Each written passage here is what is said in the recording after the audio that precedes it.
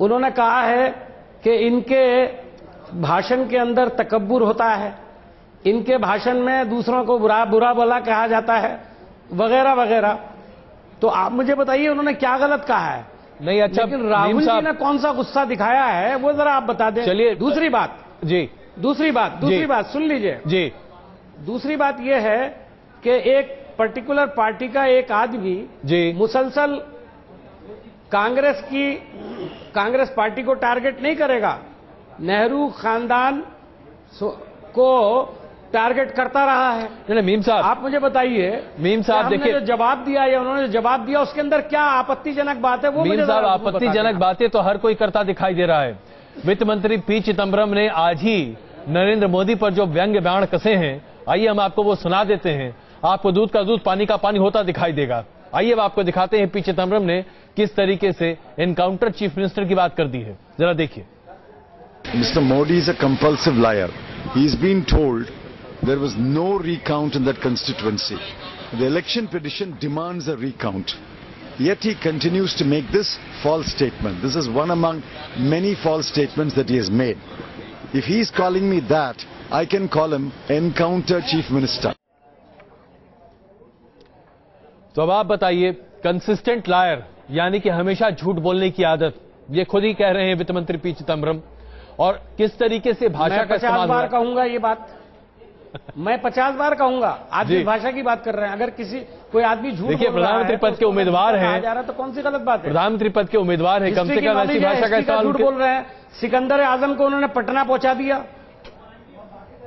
मुसलसल झूठ बोलने की बात तो वो करते ही हैं, हम तो थोड़ा लिहाज करते हैं और ये कहते हैं गलत बयानी कर रहे हैं, लेकिन वो बात लोगों की समझ में नहीं आती जब तक आदमी को स्ट्राइक ना किया जाए कि आप झूठ बोल रहे हो। और एनकाउंटर चीफ मिनिस्टर जो कहा, उनके ऊपर एनकाउंटर कराने का आरोप था, कोर्ट में चल रहा है केस। देखिए अभी तक आरोप सिद्ध नहीं हुआ है। 8 एनकाउंटर्स हुए हैं उनके जमाने में, आरोप अभी तक सिद्ध नहीं हुआ है। मीम साहब आप भी जानते हैं, और आप ही के सारे चैनल दिखाते रहे कि सारे एनकाउंटर फर्जी हैं, सारे देश के चैनल दिखाते रहे हैं। चैनल छोड़िए, देखिए एक राजनेता की राय अपनी होती है मीम साहब। क्या गलत बात है भाई? नहीं मीम साहब, देखिए एक राजनेता की राय अपनी होती है, पत्रकार के कहने पर अगर आप लोग राजनीति करने लगे ऐसा तो होता नहीं है। कुरबान अली साहब देखिए ऐसा नहीं है जी, तो पत्रकार के कहने से राय भी नहीं बनती है लोगों की, अगर आप ये कह रहे हैं तो। नहीं मैं राय बनाने और मान लूं तो नहीं मैं राय बनाने की बात नहीं कर रहा। देखिए लेकिन मैं भी बहुत अच्छे से जानता हूं कि राजनीति आप लोग पत्रकारों के चीजों को कहने के आधार पर तो नहीं करते, उसका आधार आपका खुद अपना होता है। करते, सही बात है जी। तो चलिए, सही बात है। कुरबान अली साहब, मैं एग्री करता हूं आपसे। क्या आप मानेंगे कि अब एकदम करो या मरो वाली स्थिति हो गई है, और शायद इसीलिए अब कांग्रेस को जिस तरीके से राहुल गांधी आजकल करते हुए दिखाई देते हैं, सीधे स्लीव्स जो है एकदम ऊपर तक पहुंचा देते हैं, और लगता है कि अगर जरूरत ना पड़े तो उसे फाड़ कर बाहर भी निकाल देते हैं। मुझे लगता है कि शायद राहुल गांधी साहब को अब जाकर के एहसास हुआ है जी कि वो मुकाबले से बाहर हैं, तो वो मुकाबले में अपने आप को दिखाने के लिए उनको ये एक्सरसाइज करनी पड़ रही है। बेहतर होता है ये 2-3 महीने पहले से एक्सरसाइज उन्होंने शुरू कर दी होती। अच्छा, तो आप कह रहे हैं कि देर हो गई? बहुत देर हुई, और 4-5 चरण का चुनाव हो जाने के बाद आप इतने आक्रामक तेवर दिखा रहे हैं, या उमा भारती का पुराना फुटेज निकाल करके ला रहे हैं, या आप नरेंद्र मोदी को एनकाउंटर स्पेशलिस्ट अब कह रहे हैं, तो पहले तो किसी ने जबान को रोका नहीं था।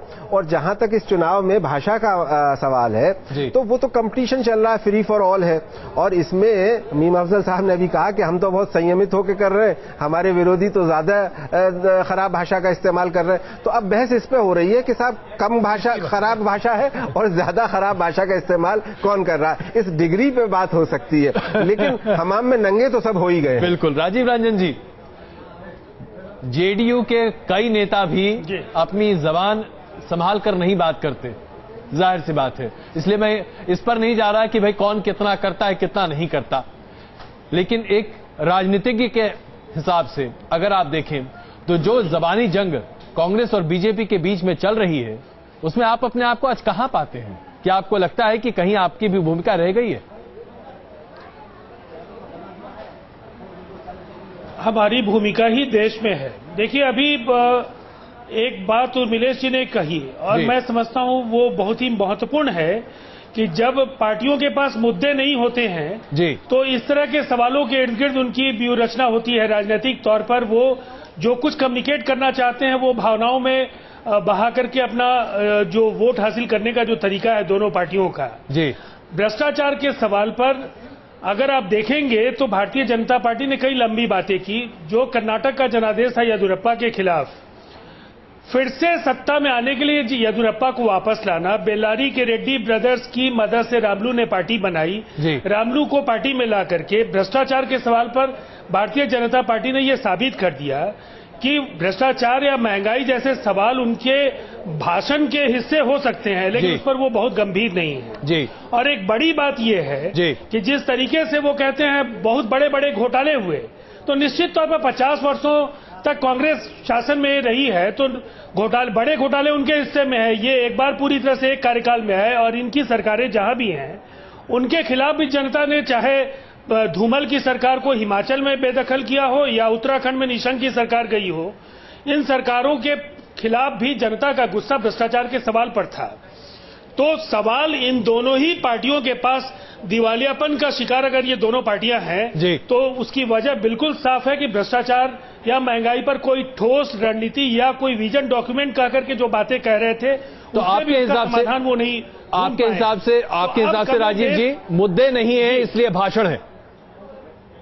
जी चलिए आइए इसीलिए हम कह रहे हैं कि लेकिन हमारे राज्य में आप नीतीश कुमार जी का भाषण सुनेंगे, कमजोर राज्यों का आर्थिक सशक्तिकरण, बैंकों के क्रेडिट डिपॉजिट रेशियो नहीं, उनको भी गुस्सा आने लगा आजकल राजीव जी का सवाल। हम तो लगातार ये कहते हैं कि इन सवालों के इर्द गिर्द इस देश का विकास है। चलिए, लेकिन आजकल नीतीश कुमार जी को राजीव जी आजकल नीतीश कुमार जी को भी गुस्सा आने लगा है। आप भी जानते हैं उनको का सामना करने में देश सक्षम नहीं हो पाएगा राजीव जी, लेकिन नीतीश कुमार जी को भी आजकल गुस्सा आने लगा है। कई बार वो भी अपनी तथाकथित तौर पर जो उनकी खुद की मर्यादा है उस मर्यादा को भी जरा इधर उधर कर देते हैं आजकल, ये होने लगा है। लेकिन आइए इस बीच में एक नया विवाद जो शुरू हुआ, आइए पहले जरा उस पर एक नजर डाल लेते हैं।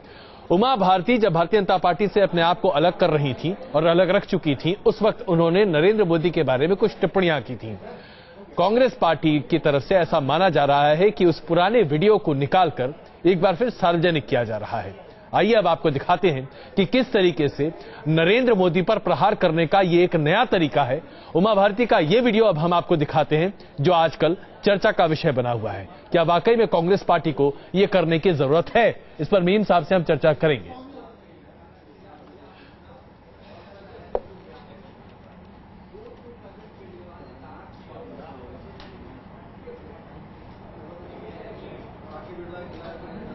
तो ये अभी अब लगता है कि कुछ थोड़ी तकनीकी दिक्कत है। हम अभी आपको ये क्लिप दिखाने वाले हैं कि किस तरीके से उमा भारती के पुराने भाषण और पुराने बयान को एक बार फिर से बाहर निकालकर उसे सार्वजनिक किया जा रहा है और कई माध्यम का इस्तेमाल किया जा रहा है कि किस तरीके से इसे आम जनता के बीच पहुंचाया जाए।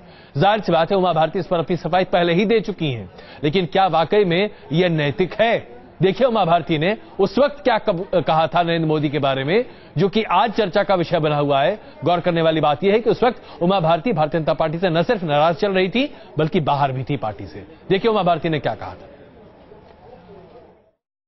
तो हिंदुत्व का एजेंडा और विकास का एजेंडा, ये दो बातें हैं जो प्रोजेक्शन पूरे देश में नरेंद्र मोदी जी ने अपना करने की कोशिश की। मैं अपने मोटा भाई को, मैं उनको मोटा भाई कहती रही हूँ, मैं उनको 73 से जानती हूँ, मुझे उनके बारे में अच्छी तरह से मालूम है। मैं ऐसा मानती हूँ कि नरेंद्र मोदी जी विकास पुरुष नहीं है, विनाश पुरुष है और उन्होंने गुजरात का विनाश किया है। हाँ, निश्चित रूप से बोल रहे हैं सच, क्योंकि ये बात तब कही गई है जब उनको किसी इलेक्शन में स्लोगन में कोई स्पीच नहीं दे रही थी। इलेक्शन के स्लोगन के स्पीच पे शायद आप कुछ और कह सकते हैं, और आज तक न उन्होंने इसको निरस्त किया है न इन्होंने कॉन्ट्रडिक्ट किया है। ये आप उनसे लाजमी रूप से पूछ सकते हैं, लेकिन आज की तारीख में ये डिनाई नहीं किया गया है। जो बौखलाहट है वो दिखाई दे रही है, खास तौर पे 2007 की एक वीडियो को दिखाकर, जिसके प्रति उमा भारती जी ने खुद चुनाव आयोग को पहले चिट्ठी लिखी है कि पुरानी किसी भी रेफरेंस का प्रयोग नहीं होना चाहिए, और वो आ चुका है, वो लिखत पढ़त हो चुकी है। पहला विषय